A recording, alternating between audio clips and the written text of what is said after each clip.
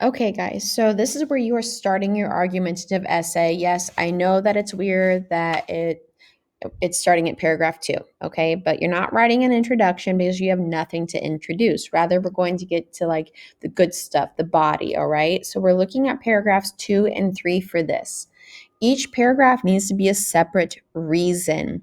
So, for example, if your claim is that animals should not be tested on, you might have the reason. The first reason could possibly be that it's inhumane to the animals, and the second reason could possibly be that it does not provide correct scientific data for you to be able to use. Okay, so paragraph 2 would be all about how it's inhumane. Paragraph 3 would be all about how it's not scientifically correct. You have to keep those paragraphs separated. Okay. So stay focused. Each paragraph of your body will focus on a single reason. Do not overlap. Do not use first or second person pronouns, guys.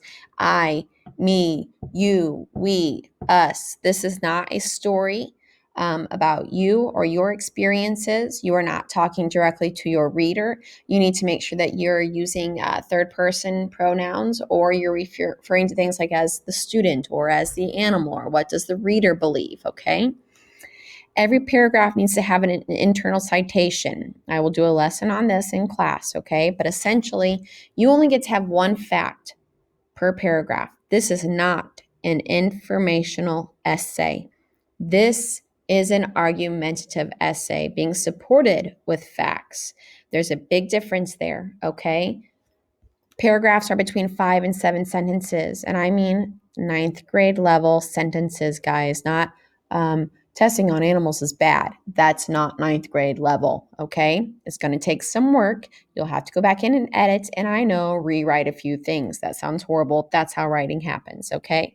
Never ever use these phrases in your argument essay. In my opinion, or I think, don't do it. Avoid them at all costs, okay? Here's the outline of paragraph 2 and paragraph 3. It's very easy, guys. Okay. Your first one is your topic sentence. That includes your reason. So your first reason could be something along the lines of animal testing should never happen because it harms Mother Nature's creatures in an unethical way. Okay.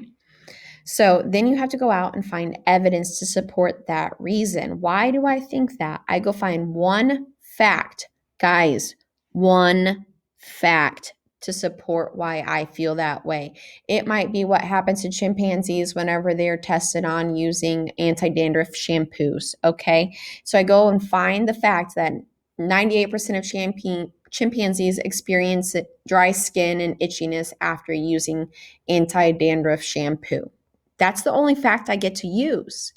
Then I explain how that reflects my reasoning, okay? I do not continue to inundate my reader with factual information. I rather give them logical reasoning, okay? The tricky part is not using first person pronouns. I think, I believe, or what do you believe? Okay. Make sure that if that's confusing to you, you watch the next video where I go over an example of paragraphs 2 and 3. Transitional words are going to be your lifesaver here, guys. Okay. It's going to link that factual information to your ideas using logical reasoning. All right. So, again, outline of paragraph 2 and paragraph 3, topic sentence, one fact, and then you're explaining that fact and why that fact is correct. Do not do 3 or 4 facts, okay? If you have a direct quote, have quotation marks around it. Eventually, we will do a lesson on internal citations and parenthetical citations, but you've got to know where that information comes from. Otherwise, you're plagiarizing, and you know what Sandusky does if you're plagiarizing. We ditch the whole document, okay? So you have to have that URL, you have to have that website so we can go back and make sure we give credit where credit is due, okay?